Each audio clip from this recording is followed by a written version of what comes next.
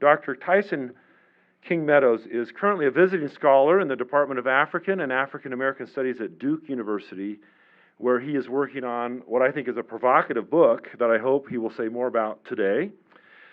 Prior to his time at Duke, Dr. King-Meadows was Dean of the College of Liberal Arts and a professor in the Department of Political Science at the University of Massachusetts, Boston.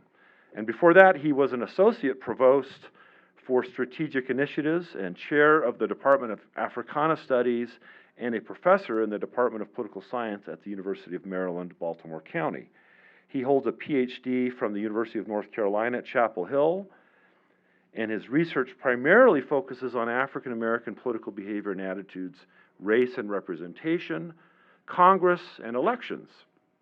He was an American Political Science Association Congressional Fellow in 2012 and 2013, working for the U.S. House Committee on the Judiciary. He was a recipient of the National Academy of Sciences Ford Foundation Postdoctoral Fellowship, was a fellow of the W.E.B. Du Bois Institute for African American Research at Harvard University, and in 2003 and 2004, he was a Fulbright U.S. Scholar in the Department of Political Science at the University of Ghana, which until I stumbled on that today, I did not know about you. It's pretty cool. Dr. King-Meadows is also the author of a couple of books. One is titled When the Letter Betrays the Spirit, Voting Rights Enforcement and African American Participation from Lyndon Johnson to Barack Obama, and the co-author of Devolution and Black State Legislators, Challenges and Choice in the 21st Century. I'll just add personally that I've known Tyson for some years now. He's a delightful person. He's an engaging scholar. He has a deep knowledge of politics and of black politics. And I often find myself thinking, I did not know that, or I had not thought about it that way when he engages in conversation with me. I appreciate, too, that he has grown fond of BYU and has been here more than once, and we like to have him. And I could save this for the end, but I'll do it now. I have a little swag bag prepared. We've got a few things in here, a couple of books, a handsome water bottle, and a civic engagement polo that everyone should enjoy. So please join me in welcoming Tyson. Thank you, Steve. All right, good evening. How are we doing? So, want to do an experiment. So, who hears the music? So, you've heard the music. So I'm going to turn it off now. Now, here's the reason why I did that. You learned that as a child. It's called selective auditory processing. You learn that as a child to differentiate sounds. That's why children respond when they hear their parents. So you have the capacity to actually change the world through civic engagement. Because the skills that you have as an individual, I'm going to talk about tonight, you already have. The three things that you do, you drive, you dance, all those things. So you showed me tonight that you have the capacity to select a sound, and politics is a sound, and differentiate, and you can recognize. I'm going to show you all those things to understand what Soulcraft really is. So before I continue, I just want to thank my hosts again for this wonderful opportunity. I love to be in a conversation with scholars who get it, scholars who are deeply involved in the scholarship that matter, and praxis that propels. I'm a big fan of the motto, enter to learn, go forth to serve. It is this vein that I'll talk about civic engagement and race and what I believe is a crisis of imagination in American politics today. The crisis, as I will tell you, is that individuals don't think they have the capacity to change the world. They don't have the capacity in their mind. And I lay the feet at the ways in which we talk about race, the ways in which we talk about civics, and the ways in which we actually study civics. The title of my talk today reflects not only my current research, but things I've been doing over the last sort of 30 years to do what we need to do, which is to tell individuals just like you have the capacity to selectively attend to things. And so if you can groove, if you can drive, if you can dance, if you can draw, these are the skills that are required to do those things. Memory assessing, you did that. You heard. Does anyone know whose music I was playing? Whose music I was playing? Whose? Michael Jackson. You remembered. You recognized. You identified. Those are the things that good civic citizens have. So this is the conclusion of my talk right here, this slide. So if you don't take anything away, this is the conclusion. That all the skills, spatial acuity, pattern recognition, spatial perception, manual dexterity, all of those things, cognitive adaptability, those are the things that I believe can solve these dual puzzles of racial antagonisms and civic disengagement. If you unpack the forces that are undermining civic capacity, then you can understand how to change the world. So I end where I begin because I want you to think about all the things you do. And we can power up. I like video games, just full disclosure. So we can power, if you play Mario Brothers and you get it. I'm powering up. We can power up our democratic imagination by thinking about how voting is equivalent to three common joys. We dance, we drive, we draw, those things. See, I admit that the story of civic engagement is probably difficult, right? There's a rich history. Young Americans have protested, but protest is not enough. Elections matter. There are persistent racial and age cohort gaps in voting that I'm going to show you, and inequality grows in electoral darkness. When there is electoral darkness, inequality grows. I've done a lot of voter education, a lot of voter mobilization efforts over the last few years, but for me, personally, 21st century American democracy needs better ways of understanding the imperative. Understand the imperative of what's going to happen to this country, to this world, to our electoral universe if we don't engage. So for me, protest is fine, but elections matter in ways that we have not understood. So for me, one way to start into this conversation is that disengagement can be costly. Here I'm showing you the gaps in participation based on cohorts. And what you can see is that young people are not engaging as much as they should. And this slide is provocative to some, but I'm going to show you a much more provocative slide. This is registration and voter characteristics in 2020, and we're talking about age cohort. And all you have to do is remember that the alligator eats the bigger number. That's all you have to remember. So 8.4 is bigger than the others. Those are the individuals who registered, but they did not vote in that age cohort. Your age cohort, they registered, but they did not vote. And the beauty of political science is that we can quantify probably everything. So we know why people don't register to vote, but that's not really the issue. The real issue is the underrepresentation and the overrepresentation of certain age cohorts. So I tell you, young people, you are underrepresented based upon the proportion you have in the electorate, the eligible population, and turnout. But you can dance, you can drive, and you can draw. So the question is, why are young people not doing it? And when you put in an intersectional lens, when you talk about race, you say, why are minority groups underrepresented? Underrepresentation meaning, in this phase, meaning that they're not showing up to the polls in the same numbers that they are constituted in the electorate. There are many reasons. The carceral state is one of those reasons. But when you look at the supplement to the CPS, you hear a lot of things. I didn't like the candidates. I understand. But I didn't have time to vote. You don't have time to hear the noise that you can if you selectively attend. You can selectively attend to Michael Jackson, but you can't selectively attend to the noise of the election.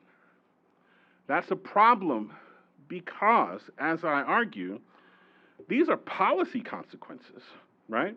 And so for me, you can also differentiate policy by the understanding. So what you see here is that there's a racial gap in the ways in which people say they understand politics. Okay? So you have an age gap, a racial gap, and a cognitive gap that has to some degree do with race. These are surveys that show us where individuals say they don't think they have a good understanding of political issues. Now, you didn't necessarily come into this room thinking you would hear Michael Jackson or any music for that matter. But you came in, your mind kicked in, there is noise that I need to attend to. I need to recognize what that noise is, and I need to categorize that noise based upon the file system in my memory. You did all of that in the span of 30 seconds. So you can do this. We also see gaps in the confidence that individuals have in the executive branch. So individuals don't think that that branch of government, the executive branch, really deals with them. They don't have confidence. And you see these racial gaps, right? So you have a racial gap, you have a cognitive gap. And for me, my response is it's about Soulcraft. So Soulcraft, this is from George Will, Soulcraft is about the ways in which individuals are molded, the molding and shaping of citizens, right? And so these are two fundamental books in sort of political theory that's about the ways in which soulcraft and statecraft work together. The state is trying to create an identity amongst the citizens. The state is trying to do things. So the state does things to make individuals think a certain way, behave a certain way, love each other or hate each other in a particular way. Now, probably in no other campus in the world would understand it the way you understand it, right? So the Bible as the original text is about statecraft and soulcraft. It's about the ways in which people understand their world and the ways in which people understand what happens. And I want to draw 2 points that I've highlighted in red. The first, I'll start in the back. Soulcraft, shaping the morals and manners of its citizens, is not merely something the government can or should do. Rather, it's something government cannot help but do. And so the last sentence is really the punch, right? Legal regimes, the commercial and educational systems that the laws create and sustain have consequences on the thinking, behavior, expectations, desires, habits, and demands cumulatively on the soul of the citizen. And so what you see is a definition of soulcraft that I'm going to keep going back to. But in order for you to understand this context of race, soulcraft and ascriptive identities and the conundrum of republicanism, small r republicanism, even though it's capitalized there. But I'm not talking about partisanship. I'm talking about the ways in which we understand the electoral process and the delegation of responsibility from the citizen to the elected official that then goes and does something supposedly on the behalf of citizens, right? So when you think about ascriptive identities and ascriptive oppression, you have to ask yourself whose preferences should prevail, which institutions, which outcomes. And most people, when they think about it, they go to John Dewey. So here I'm going to just summarize a lot of literature in 40 seconds, right? So they go to John Dewey and democracy, right? And so most turn to that classic 1916 treatise, which argued that education is about fostering and nurturing and cultivating process amid a helping of growth and survival. But of course, you can't appreciate Dewey without appreciating Martin Luther King Jr. and the questions about what does growth mean when Jim Crow has kept down a group of people. So you have to put those things into conversation. And then one can't truly appreciate Martin Luther King Jr. without appreciating Paulo Freire's book on the pedagogy of the oppressed. We cannot create a world when we simply memorize words that we don't understand or truly own, because language matters. Education must include a discussion between the citizen and the student and the teacher. It's a beautiful book. You should read it. It's really about the bank account model of education that is not working and hasn't worked. But see, once you pull those 3 books off your shelf, you have to have 3 more books. You have to think about Patricia Hill Collins and Kimberly Crenshaw, the scholars most known for popularizing and inventing the term intersectionality, to remind us that language may not fully capture the ways in which groups are oppressed. The ascriptive identities shape life opportunities. So you can't just think about multiplication, as my colleague Ange Marie Hancock would say. When multiplication doesn't equal quick addition, you have to examine intersectionality, because there's the simultaneous and interacting effects of gender, race, class, social, sexual identity, and national categories of exclusion. And so when you put Patricia Hill Collins and intersectionality in conversation, you go back to Du Bois.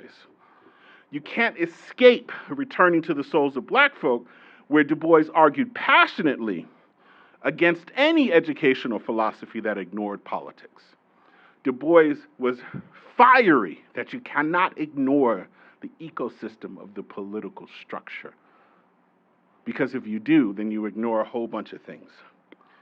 While I won't go headlong into the Du Bois versus Booker T. Washington idea, just remember these 2 things. Du Bois talked about education and leadership, but he also talked about education as leadership, which is why you go to bell hooks and teaching to transgress. So for bell hooks is inviting teachers to transgress against the boundaries that divide us based on ascriptive identities. Her invitation to teachers is to understand the different forms of learning. When you understand the different forms of learning, you differently understand whose preferences, which institutions, which outcomes. So in terms of where I enter this debate, is about learning. I want a theory of 21st century anti-racist soulcraft. I call it anti-racist soulcraft because I want to propel an anti-racist paradigm. And the way you do that is to go back to shaping and molding. So I'm interested in what happens in the classroom. That's sort of the formal idea. I'm interested in what happens in the dorms, okay? I'm interested in what happens when you just interact with people. All those things tell you a certain thing about what's happening. So when the murder of George Floyd happened, that was sending a signal. When Trayvon Martin was killed, that sent a signal. Many parents across America had to have the conversation that they hadn't had before because they didn't think it was necessary in this world. So my research is about differentiating, right, these learning environments and the kinds of questions that are asked. So what does today's soul crafting of young Americans look like, right? So can we unpack the symbiotic relationship between disenfranchisement or disengagement and civic proficiency? What about the confidence in political institutions? And can we, which is what I'm going to focus on tonight, can we understand the experiential and attitudinal dynamics impacting the young people's willingness to embrace this? Because ultimately, you're going to inherit the earth. Ultimately, your generation is going to be the one that propels the world forward. So if you are willing to embrace an anti-racist soulcraft, then that means you're telling the state these racial antagonisms may be connected in some way to the ways in which we learn about groups and the questions that are asked about groups. And so can we theorize a new democratic imagination where individuals are dancing and driving and voting and using the same skill set?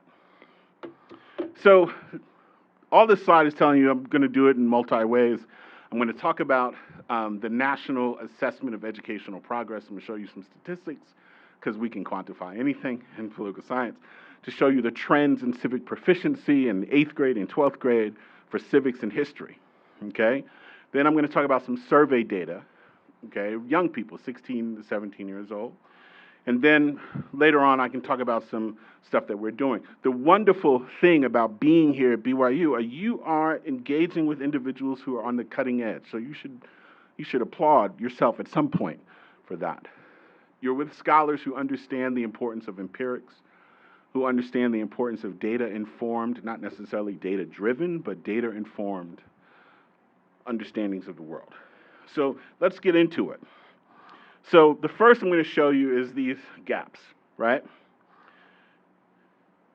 What that means, essentially, is that the civic scores of 8th graders are not as high, and what you see is a dip, okay? Some of that could be COVID, learning loss, absolutely, okay? But it's back to pre-pandemic levels. That means that 8th graders, I'm going to show you some questions. 8th graders are not doing well. So your little brothers and sisters at home are not doing well on a civic proficiency exam. Now I'll show you the racial gaps, white and black. Okay, so what you see right now is there's a 25% gap between white and blacks in their proficiency. Okay, that simply means that blacks are underperforming. They're underperforming on an 8th grade civic exam. My contention is that they're being taught certain things by their parents and taught certain things by the curriculum, okay? Now we turn to history. You see it's sort of flat, but it's also a dip. It's a dip now, all right? That's pandemic learning loss. And I'm showing you the sort of above, below basic proficiency, and there's some things we can talk about in terms of that. But all you're seeing is that in the 8th grade history, over time, we see flatness and a dip. And then when you see by race, you see again, whites are outperforming some other groups, okay? But then you also see that there's some differences, okay? So you see Asian Pacific Island Americans are overtaking, okay? But you still see persistent gaps. Now, you say, that's 8th grade, Dr. King-Meadows. What about 12th grade? Well, here we go, 12th grade. 12th grade civics. Prior to the pandemic, 2010, boom, 12th grade, okay? So Obama's effect is not translating into 12th graders wanting to learn more about civics. You should put that to the side because I'm going to get back to that. There's the gap. Like, that's 29 points, right? That's a gap. That's like you go to lunch and come back to watch the game, and they still haven't scored. That's 29 points. That's a gap. And that's 2010, okay? That's 2010.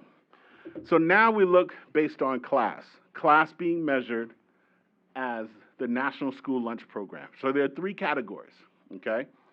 Some used to call it the free lunch program, but we don't want to stigmatize anybody anymore, so we don't want to do that. So we call it the National School Lunch Program. Those who are eligible, those who are not eligible, and then those where information is not available. So you see where information is not available, you see they have higher proficiency scores than the individuals who are eligible. What that means, folks, is that race and socioeconomic status are depressing civic education scores, civic proficiency scores. And that's 8th grade. That's 8th grade history. Okay? And now we're going to get to questions that matter. Sorry. Now we're going to get to questions, right? So this is literally a question from the exam. Okay? So here's a question. Textual noise, right? They ask, it's simply, you think on the face of it, it's a math question, right? So look what they're asking. They're asking this question, right?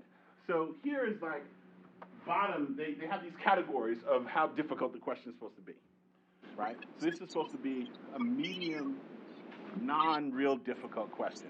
I'm sure everyone has taken Dr. Pope's class, so they can pass this question. They can do well, right? You're supposed to identify the candidate who won based on the Electoral College. So remember our Michael Jackson? You got to recognize what the Electoral College is, and then you got to differentiate that versus the popular vote. So you literally have to answer this question in your mind. You have to have an institutional focus that trumps the popular vote in order for you to answer this question. Do we see that? Okay. Let me show you who gets it wrong and who gets it right.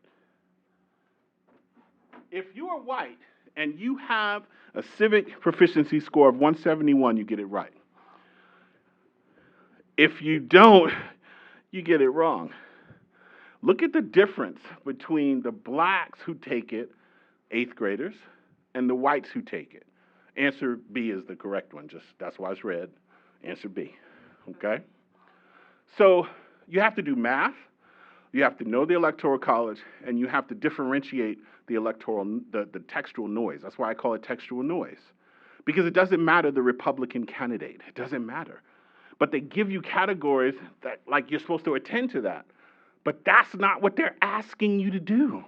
They're asking you to differentiate between the Electoral College and the popular vote and pick a winner. And those are the actual scores. So, now, for Dr. Pope. So here's a question on the Federalist Papers. Now, these is 8th grade. This is 8th grade. They're supposed to recognize the argument. Presumably, they learned this argument. And then they're supposed to be able to identify the differences between individual rights, limited government, rule of law, and federal supremacy. This is the actual test. The government has classified this as medium difficulty. Now, you've all taken Dr. Pope's class. So you know the answer, right? Right? If you don't, you got to take the class. Okay. Right? They're the scores. So even, look at that. So they report the scores, but I'm a political scientist, so I dig deep. Those are the scores by race. So in order for the black respondent, the black child, the Hispanic child, look how far they have to jump in order to do the right thing, to answer the right question the right way. Okay. So now, one of my favorite, remember Michael Jackson? Recognizing, categorizing. This is literally the question, okay? Little Einstein's not going to help you in this one. Dora the Explorer's not going to help you with this one, okay? You've got to put them in the right categories, which means you have to be able to know what the picture is. That's the picture. This is literally the exam. So you got to point it and all that, right? It's a different type of question. The others were textual. This is visual. They don't even want to give you the statistics on the partial because partial is being not complete. Complete is right. Unacceptable means you got it wrong. That's what it means. So look at the gap between the unacceptable number and the complete. This is 8th grade. It's still medium difficulty, but it's tapping into what they classify as government empowerment, embodiment, American democracy, identifying and describing. So the next time you take an exam, you're like, what are they tapping into here? I want to know. But that's the exam.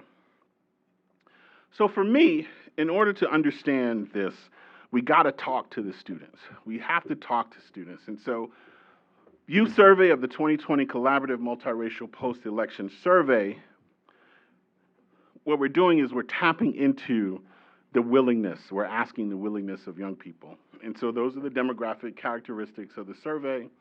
It's multiracial, so, whites, Hispanics, blacks, Asians, and those who chose another choice. And they're 16-year-olds, 17-year-olds. And we're going to ask them a whole bunch of things, and we ask them.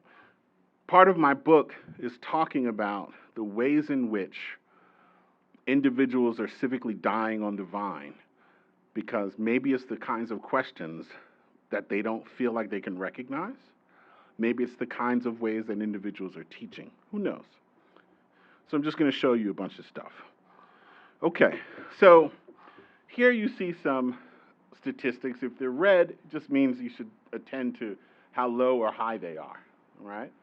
So this is trust in government, right? And what you see is that white 16, 17-year-olds are, less likely to say they trust in government. We know there's some partisan effect of some level in that. System helps people's genuine needs. What you see, individuals who are not self-identified as white, Hispanic, Black, or Asian, they have a less likelihood to agree, right? And then what you see is politicians don't listen, right? Politicians don't listen, right?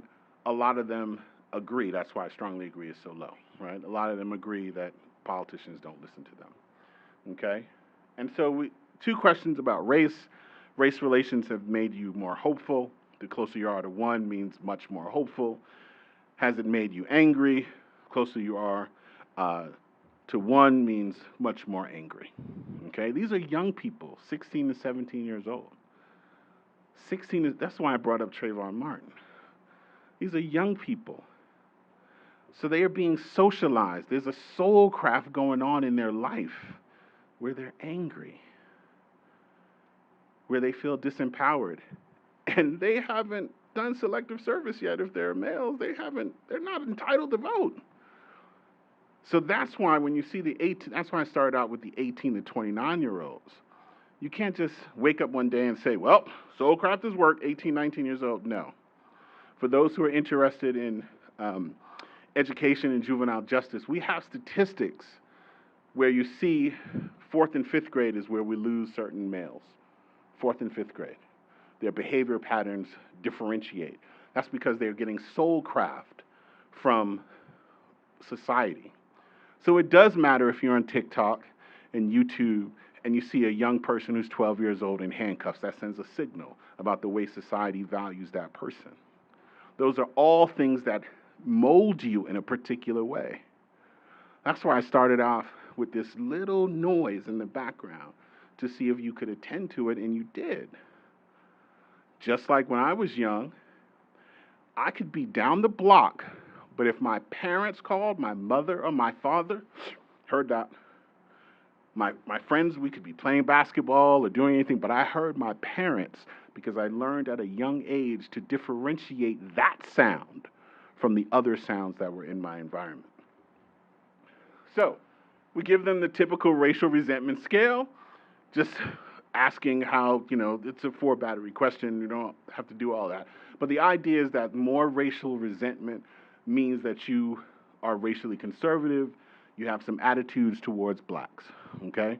And what you see, once again, is that individuals who are black, less likely to hold these racial resentment ideas, whites are more likely, and then those for another choice. And then you got the Kronesback alpha, it loads, it's, the index 0.70, you don't need all of that, that's not important. But what's important is that individuals in this young age group are still getting signals about the ways other groups should be looked at. And so we asked them. We asked them the amount of perceived discrimination. So the one on the left shows you whether you believe whites are discriminated. How much do you think whites are discriminated against? And so we asked whites, everyone in the sample gets the same questions. And so what you see is that individuals perceive that whites do not get a lot of discrimination, but they perceive that blacks get a lot of discrimination, okay? So there's something going on where individuals are picking up that there is a cleavage in society based on those two groups, and it holds true for the others. So then we ask, how much history did you learn about the groups? So this is how much history did you learn in school about whites? And what you see, if you can see colors, at a lot, right? So Asians are saying they learn a lot about whites in school. Whites, blacks, and Hispanics roughly saying they learn a lot. But there are some people who are saying they've learned nothing in school about whites. So I won't give you all the groups in this way, but I will just show you this. And what you see is school is doing something. right? These are 17 and 16-year-olds who are saying, we're not learning the same about groups. Because in an egalitarian society where soulcraft is equal across descriptive identities, these would all be the same, right? You would hope these would all be the same, but they're not. And so we have another sets of questions. Given the socializing agents, we call them socializing agents, they just call them things. Where did you learn the most? So what you see here is that, and we had them rank. We gave them some scores and some items, and we had them rank. Rank 1 to 10, with 1 being the most important to you learning about the racial groups other than your own, and 10 being the least important. What you see here bolded is that blacks say they learn the most from their parents. Do we see that? Whites say they learn the most from personal interactions. Other racial groups say they learn a lot from friends. Not the TV series that I'm a fan of, but just their friends. Okay? So what that means is soul crafting is happening differently to different groups from different socializing and learning agents. That's what that means. Okay? And so then we say, what's the average ranking? And so what you see is that this is statistically significant, that's why it's red, but you see Asians are less likely to say that, or more likely to say that K through 12 school is important, okay? So lower means more important, okay? And so the intimate partners, we're going to talk about that. The question is, these are the individuals that you might have an intimate relationship with, like your girlfriend, boyfriend, whatever, okay? So a lot of learning is happening. So it's not just happening in the dorms. It's happening when you go to the movies. It's happening when you're sitting at Christmas or Thanksgiving dinner table. Like, these things are soul crafting you in a particular way, okay? So then we ask the critical question. Do you support the teaching, I call it anti-racist soulcraft. That's not what the question's about. And it's prefaced with what happened in summer of 2020, the Black Lives Matter movement. And the idea is, do you agree or disagree that children in K through 12 should learn about race and racism in the U.S. history curriculum? Okay, so that's the question. Okay, it may be a non-innocuous question, but we asked it this way deliberately, so we're connecting it to this moment in history that we see protests about the thing that we can quantify racial inequality. Like, we can visualize it. The world got to see this. So given that, do you think we should teach? And you see this, right? A large, significant portion of the sample says yes, all right? But then you say, who amongst them are saying yes? So what you see is that whites have a lower agreement of teaching anti-racist soulcraft. Now, yes, from statistically speaking, they're not statistically different than Hispanics, but they are somewhat statistically different than blacks and highly statistically different from Asians, okay? But that is, do you agree that K through 12? So at some level, these white students, even at the time of given the question, they don't believe in this. But let's think about it for a second. Then we ask another question. Would you want it to be optional or required? This is like the core of, like, do you want to force students to think about these things, or do you want them to select? Now, again, this is K through 12, okay? These are young people. These are not faculty, they're not adults, they're not administrators, just asking whether it's required, all right? And what you see is that whites are less likely than the other groups to ask for it to be a required course. And so that gap is statistically significant in terms of whether you agree. Next, we ask, based upon that, whether you think it should be a single course that compares groups, or do you think it should be multiple courses but each of those multiple groups each one of those multiple courses would be group specific. So you got 5 courses, you learn about those 5 different groups. Or do you want a single course and then group specific courses after you have the single course? And what you see here, which is really interesting to me, is that more of the black sample say they want multiple courses. They want multiple courses that are group specific. I interpret that is that these black students, these black young people, want multiple opportunities for individuals to learn about different groups to decrease the sort of racial antagonisms that are happening in the country. That's how I interpret it. So you got to have models, right? When you're political scientists, you got to have empirical models, right? Because that's what we do, right? So here is an odds ratio, and it's sort of like, it's not an SEM or anything like that, but the idea is what's driving people, right? And if it's in red, it means it's significant, and it's moving people down and if it's purple, then it's significant, but it's moving people up. That's all it really means, right? So because you want to test what are the movers, what are the angles, what's driving people, right? Is it race? Is it age? Is it their friends? Is it their perceived discrimination? All that. So we do this. It's a nice little figure, nice little thing. All you have to do is remember star search. Okay, maybe star search is too non-contemporary. But in star search, if you got more stars, that means you were better than the other person. So all the stars mean is like, you remember when you're in 3rd grade, they give you a star, gold star for your class. You didn't keep them? Am I the only one who kept the 3rd grade stars? Okay, well, that's how you get it, right? So if it's starred, it's significant. If it's below, then that means it's moving you away from the higher perk on the dependent variable. If it's above, then it's moving you closer. That's all it means, right? I know we want to think statistics is this big meta language, but it really isn't once you know it. It really isn't, okay? Stars are better, whether they're on one side of the line. That's it. Now you can read any journal article, I'll see all your publications later. But that's all it means, okay?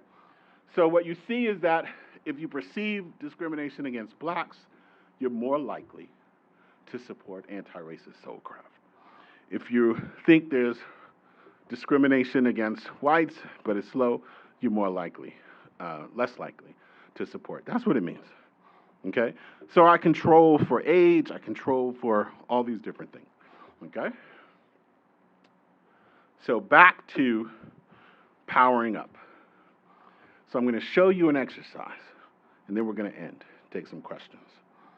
So you get all that, right? Okay. Now, how many people in here are over 18? Okay, great. Now, what if I told you that your right to vote is directly connected to the Black Civil Rights Movement? What would you say? Have you heard that? 18-year-olds, have you heard that? Come on, be honest, right? We're friends, right? No, you haven't heard it. Okay, that's why. Okay, so we know the 26th Amendment was about giving individuals who are 18 years old the right to vote.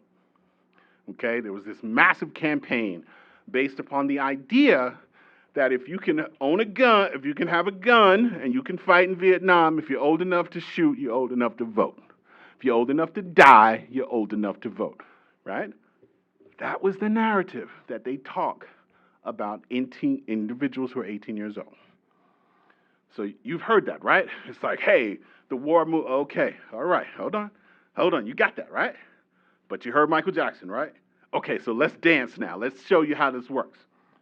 So this scene right here is one of the most iconic scenes from history, where nonviolent protesters were marching across the Edmund Pettus Bridge on their Selma to Montgomery march, and they were victimized by the state and state-assisted individuals in beating them up. Now, I'm not going to traumatize anybody by showing you the actual beating of civil rights activists, right? I'm not going to show you that, right? But you heard it happen, right? It's called Bloody Sunday. Heard it happen. Okay. Bloody Sunday happens. Lyndon Baines Johnson goes into action, helps push Congress to pass the Voting Rights Act. That's John Lewis right there, all right? The one that was beaten, that we most know about, right? Billy clubbed. Okay. Now, because the Voting Rights Act had these extraordinary provisions that were what we call sunsetted, they were going to have to be reauthorized in 1970. In 1970, Congress said, you know what? We've got an opportunity here. Let's add a line in the reauthorization that gives the right to vote to 18-year-olds. We're going to present it to Richard Nixon, who's the president, and if he vetoes it, he's a knucklehead. But if he signs it, we have a victory. Richard Nixon's not stupid. He's not stupid. He signs it, which reauthorizes the Voting Rights Act, coming from the Alabama incident, but he says, you know what? I don't think this is constitutional. But I'm not going to veto it because I fundamentally believe in the right to vote. So I'm not going to veto it, but I'm going to send a signal to the Supreme Court that they need to deal with this and Congress needs to deal with this. That court case is Oregon versus Mitchell. You can look it up. Congress then does something else, passes these amendments, because you know the structure, right? You got to pass Congress and then it has to be ratified, right? Okay? That's how you get the right to vote. So now, if you have the right to vote, 18 years old, you got to connect the storylines. Because if you don't connect the storylines, you don't think about stuff. So I'm going to stop in a few minutes, but this here, if I was going to show you another slide, I would say you can't think about the right to vote if you don't think about Susan B. Anthony and the suffrage movement. You can't think about the right to vote if you don't think about the abolitionist movement with Frederick Douglass. You can't think about the right to vote if you don't think about the Native Americans being excluded and moved off their land. So you can't think about the right to vote without Chief Joseph, okay? And you can't think about the right to vote without thinking about Congress and the Declaration of Independence. And remember that famous line by Abigail Adams to her husband, remember the ladies, because husbands can be tyrants too. So if you power up your imagination, you see the storylines to go all the way back to the very documents. So for me, civic empowerment, remember the alligator always eats the bigger number. Civic empowerment is better than civic proficiency. We can do well on these exams, but it doesn't mean we do well because we don't really know. So if you can dance, if you can drive, if you can twirl, then you can be empowered by reclaiming American democracy or whatever democracy you fundamentally care about. I fundamentally care about American democracy. I fundamentally care about the storylines being connected. And so for me, I'm going to end here by saying thank you, and remember that you too can do everything. And so here I'm going to just show you the storylines. That's the suffrage movement. All right? Goes back to Remember the Ladies. Goes back to Rosa Parks. Goes back to Chief Joseph. Goes back to Frederick Douglass. So as you see these signs about Black History Month, remember that your right to vote, your right to do the things are fundamentally connected, what Martin Luther King Jr. called inextricably linked. And so it might be Black History Month, but it's also History Month for all the things that push the American democracy forward to live up to those very things that are in the Declaration of Independence. Thank you.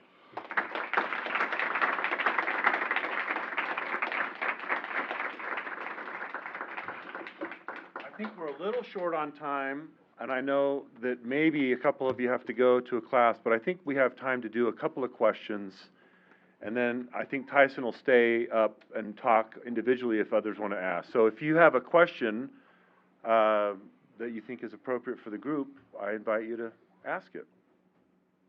We'll do a couple of them, and then we'll break.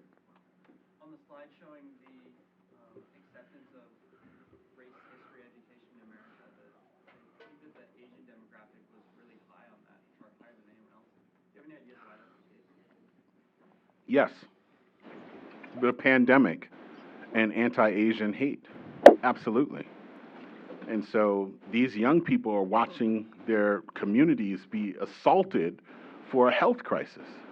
So, of course, they think if you have more history, then you'd be less likely to do that. So that's how we theorize that the pandemic also released a whole bunch of anti-Asian hate that was already there, but now there's sort of like a justification for it in the minds of these individuals who are perpetuating it. And so the Asian young people are saying, just teach them that we're all the same. Just teach them that we're a story. Our storylines connect in very interesting ways. So that's how we interpret that. Thank you. One more? Go ahead. So, you had, sorry, I gotta put it into words. Oh yeah, so like, when you were speaking about, I don't want to misinterpret what you said, but about representation in school curriculum, like history, learning history.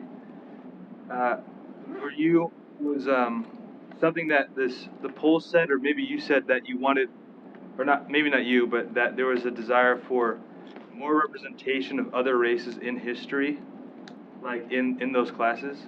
Yeah, these individuals want to learn more. And the feeling is if you learn more about them, then you'd be less likely to feel certain kinds of negative emotions or negative things about them.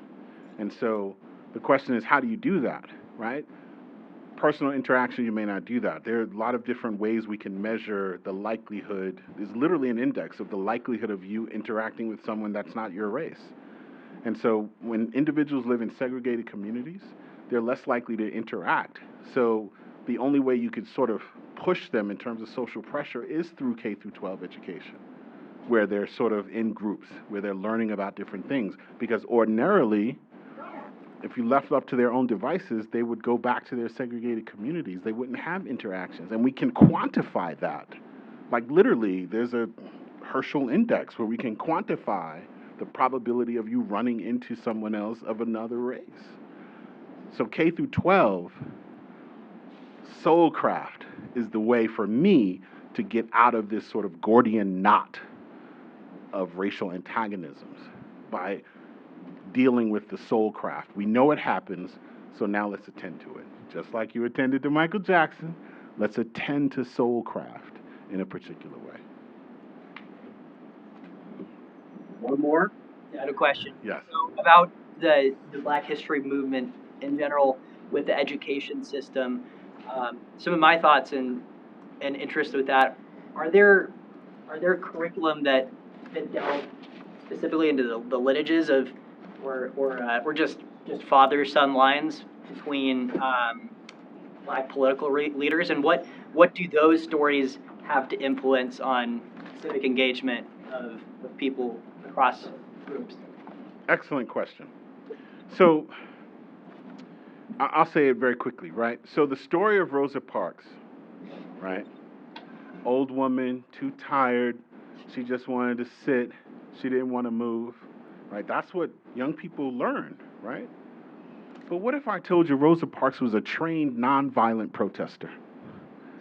And she wasn't the first. The first one was a young lady who was pregnant, but Black community didn't want to rally around her because of Black respectability politics, right? That's a different narrative, right?